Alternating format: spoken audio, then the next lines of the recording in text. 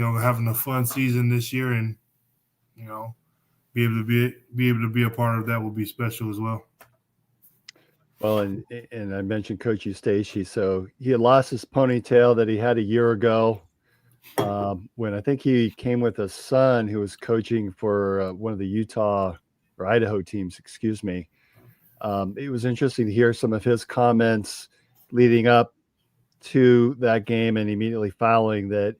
He had, I think there's some recognition there about how hard he worked you guys. And you've Mm-hmm. mentioned this Mm-hmm. repeatedly, how tough practices were and that the games were almost easier Mm-hmm. than the practices themselves. And feels like, or sound like he's even got some regret that uh, I think it sort of wears on him and he takes some blame for that Hampton loss. And I know you were gone playing for the Bulls at that time, but I think that there was a general consensus that that team was just out of gas at that point, and I think he feels like he owns some of that. He's sort of come to that realization that, well, that did occur, and he was able to maximize everyone's talents and had two really exceptional teams Mm-hmm. that he left everybody um, just with nothing left.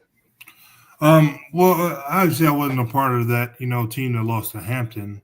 Um, and I always say, I don't want to get misconstrued in the ways of thinking that, he was a terrible coach. I mean, I think I was tough enough to be even able to play for a Bobby Knight. One of my Bulls teammate, AJ Guyton, was a tough guard shooter. His daughter actually plays for the University of Iowa right now.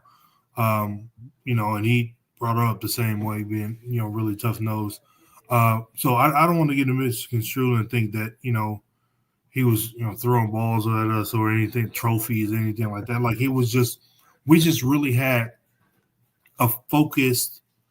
He just really had a focused mindset. He had it locked in of where he wanted us to be, and it was like going to work. And we had our fun. After practice was over and things like that, traveling and all of that. It wasn't a prison or a concentration camp or anything like that, for lack of better words. He was just really, really focused. And, you know, if you were mentally tough enough to handle it, then, everything was fine.